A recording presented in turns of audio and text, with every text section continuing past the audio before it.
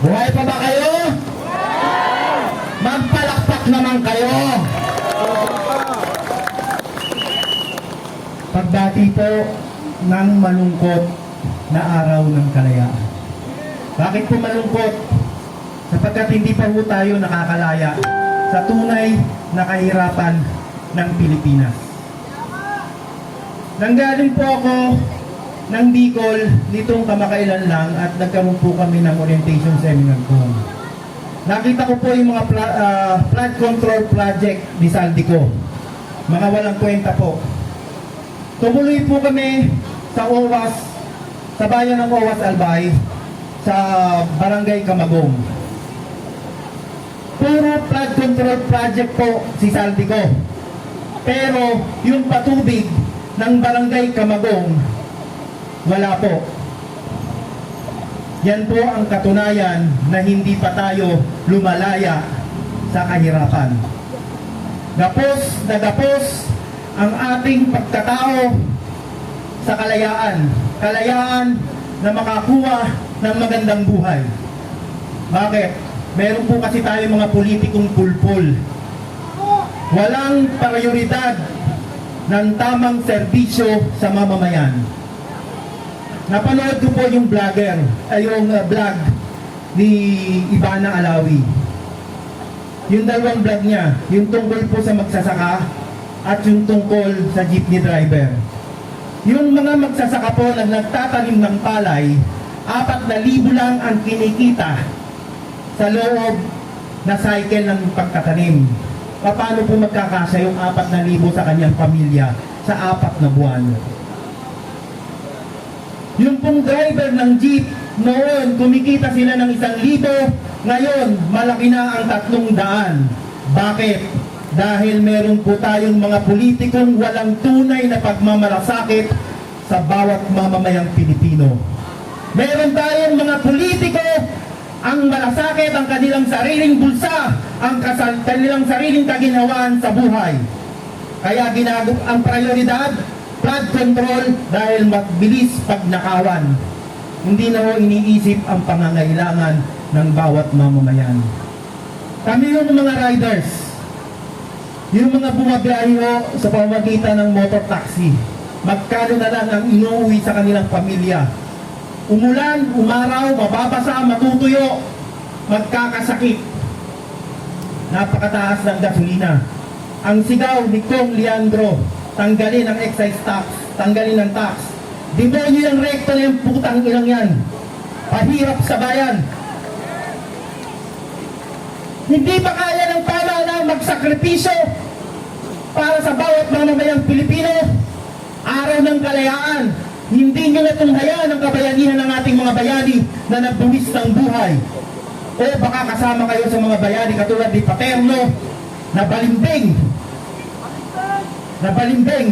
sa bansang Pilipinas. Ibinenta ang sarili nating kasarilan sa mga dayuhan. Tayo naman, mga magnanakaw, para patabain ninyo ang inyong mga sarili. Walang tunay na pagmamalasakit sa isang Pilipino. Walang tunay na pagmamalasakit. Kaya kayo po, kayong mga kasamahan naming mga riders, hirap na hirap tayo sa gasolina. Ito na ang pagkakataon. Tinatawagan na namin kayong samahan nyo kami upang ipaglaban ninyo ang inyong sarili. Hindi na ang bayan, hindi na ibang tao, sarili nyo ay paglaban nyo sapagkat hirap na tayo. Kayong mga magsasaka, prioridad, pagpapalakas ng agrikultura, sabi ni Bangag. Anong nangyari? Bangag niya wala sa katinungan, putang ina mo, Ferdinand Marcos. Gusto ko pong nakulong para sa pakikipaglaban sa bayan, sa totoo lang. Ako po ay, dati mataba po ako. Ako po si Hex Gonzales, yung nakakasama nyo dati sa People Power Monument, sa Raha Sulaiman. Umakit po ako ng templado, nagsasalita po ako. Nagkaroon po ako ng stage 2 diabetes. Ang hirap pong pumila sa government hospital. Grabe. Nagbayad ako ng 10 taon na higit sa aking PhilHealth. Nag-resign ako sa trabaho ko. Hindi ko mapakinabangan yung aking binayad sa PhilHealth.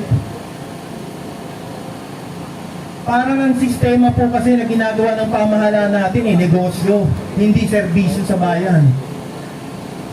Kaya po nananatili ang maraming Pilipino kay Tatay Digong at sa mga Duterte dahil nakita namin ang tunay na malasakit. Tunay na tapang, may malasakit po. Dati-dati kumukuha ka ng driver's license, ang naka-aircon lang yung mga empleyado. Pero yung mga nag-a-apply, sobrang init. Pero nung si Tatay Digong ginawa ng 10 taon ang ating lisensya, air condition pa yung lugar ng aplikante. Kahit maghintay ng matagal, malamig, maginawa. Yan po ang nakita namin kay Tatay Digong. Nasubaybayan ko po sapagkat ako po ay pamangkin ng dating DILG Undersecretary Martin Badulis Didyo. Ako po si Jonex Badulis Gonzales. Kaya nasubaybayan ko po, simula pa noong 2015 kasama na po ako sa kampanya. Nang si Ninong Martin Didyo ang unang naging presidential candidate ng PDP laban na pinaltan po ni Tatay Digong. Kaya nasubaybay ko. Noong una ayaw ko ni Tatay Digong kasi aktibo po ako sa simbahan. Minura po niya ang Santo Papa. Ang gusto ko po noon ay si Grace po ata noon. Pero nung siya ay naging guest speaker namin sa Volunteers Against Crime and Corruption, sabi ko, panay ang mura niya, panay pagpapatawak po niya. Sabi ko, putang ina, ganun salita, sayo na ako. Simula po noon, pinaglalaban ko na po si Tatay Digong sapagkat nakita namin ang pagmamalasakit niya, ang tapang at malasakit. Nais ko na rin po imbitahan yung aming, marami po kaming DRT dito, bukod sa NCR, kasama ko din po ang DRT Bulacan, DRT Cavite, kanina Bulacan. Magandang hapon po sa ating lahat. Ito ang sinasabing kukuntiman tayo pero solido. Andito po tayo para sa pinaglalaban nating pagbabago sa ating gobyerno. Wala po akong maraming masasabi kundi laban lang. Maraming salamat po. Thank you, Press June Vargas. So tinatawagan ko naman po si Press Eddie ng DRT Montalban. Press... Sa po na nandito, mabuhay po tayo kasi patuloy pa rin po tayong lumalaban kahit na iilan lang po tayo. Kagaya po ng naranasan ko po sa Bicol. Marami po doon dating dilaw, mga piklawan. Pero gusto nila Duterte na. Kaya lang natatakot sila magsalita. Ang tanong ko sa inyo, hanggang kailan kayo mananahimik? Paano tayo mananalo kung puro na lang kayo pananahimik?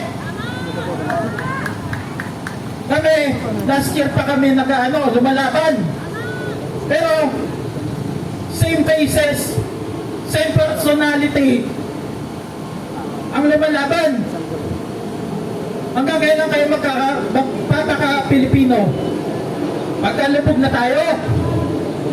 Yun lang po. Ang panawagan ko lang sana, magkaisa na tayo. Dati po akong joyride-rider po. Huminto na po ako sa pagmamaneho dahil ramdam na po namin yung pagod po. Pagod kami pero wala kami kinikita para sa mga pamilya namin. Kaya pakiusap po sa inyo, sa mga walang pakialam ng mga Pilipino, kailan kayo gigising? Ito nga yung mahirap eh. Puro tayo reklamo. Pero hanggang social media ka lang. Kaya tayo mababansagan ng mga troll. Dahil sa pag-uugali natin, mga keyboard warriors. Yun lang po. Sana po magising na po kayo. Ayan po, nakikita po natin. Kaya mga kapwa ko Pilipino, mga magulangin, mga magsasaka, mga driver, mga contractual, mga minimum wage earner, hindi na ho nagiging sapat yung ating kita. Sapagkat talamak na ang mga mandarambong sa pamahalaan. Kaya ang sigaw po ng DRT Riders, palayain ng Pilipinas sa mga mandarambong sa pamahalaan. Maraming salamat po at mabuhay tayong lahat.